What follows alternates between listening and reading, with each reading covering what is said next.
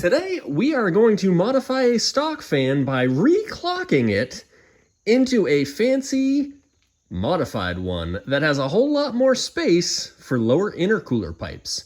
Notice, there's a post right here, and there is no post here. That's because we spun it. All right, let's get to the good stuff. First step, take it all apart. Take all these Phillips head screws out and get all the pieces out of the fan shroud. All right, it's now all apart, and I've just put the screws right back where they belong so that I don't lose them. So now I'm gonna clean all this because it's kind of covered in grease and it's pretty gross. And then what we're gonna do is we're gonna cut this off on all 3 points, and we're gonna rotate the whole thing so that it gives a whole lot more space on the bottom. Okay, no turning back now. I've now cut that out, and I'm gonna go test fit it in the car now.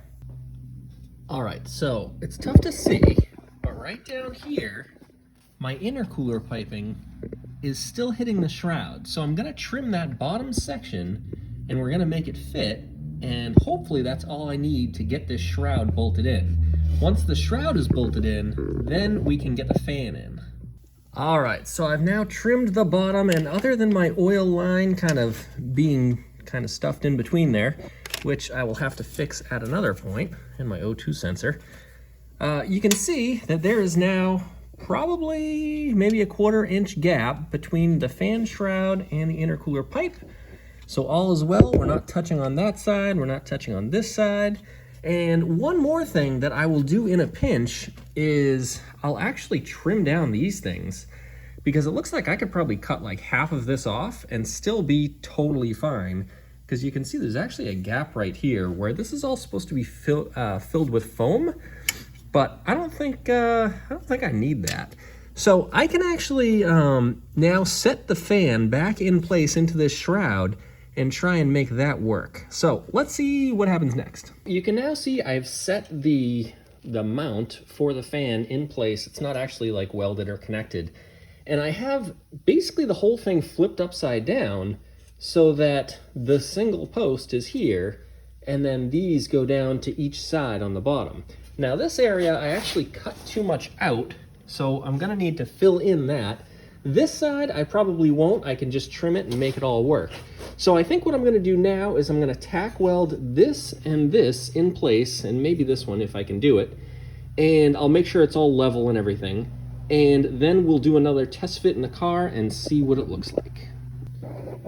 All right, so the fan is basically loosely attached in the car. I still need to tighten up the bolts, as you can see, just kind of flipping that in. So the fan still spins, and we still have about maybe a 1/4 inch, well, okay, maybe 1/8 inch between the intercooler pipe and the fan. It isn't actually bolted down at the bottom, so I think maybe I'll do that just to double check it. But I think we're gonna be good here. And you can see the oil line is kind of tucked down under the fan shroud, and then it comes up in between the two, goes to the turbo.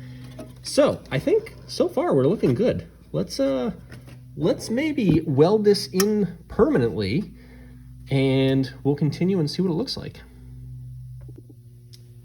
And we now have the fan kind of back in as a test fit, and everything clears now except for this oil line, the oil feed line. Oops, lost my light there for a second. So I think I can spin this. Yeah, there we go.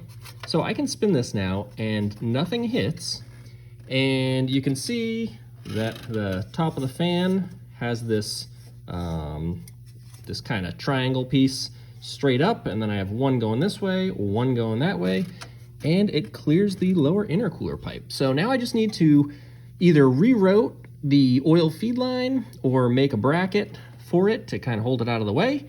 And then I'm gonna obviously kind of clean up my welds a little bit more and throw some paint on it, and we'll be good to go. Then I can have the factory fans and also a lower intercooler pipe that's 2.5 inch. We are almost done with our problem solving, but I just remembered that there's actually a heat shield cover that goes over this, and it obviously doesn't line up with the bolts anymore. So what we're gonna do now is we're gonna chop off this bolt, chop off that bolt, chop off this bolt, and we're gonna make it all fit because that's what we're doing. All right, so yeah, let's cut stuff. I've now ground down these edges to make them look a little prettier, and now I will soak them in paint to make them look even better. But you can see that the holes now line up, so I can put some screws in there.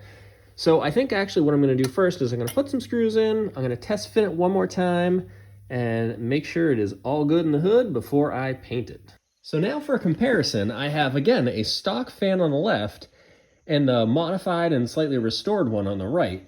And you can see how it's clocked differently. So it no longer has the post right here like this one does. And then of course the mounts for the cover are slightly different, and all the stuff on the top is still the same. So it all mounts the exact same way, but it gives you a whole lot more room for an intercooler pipe.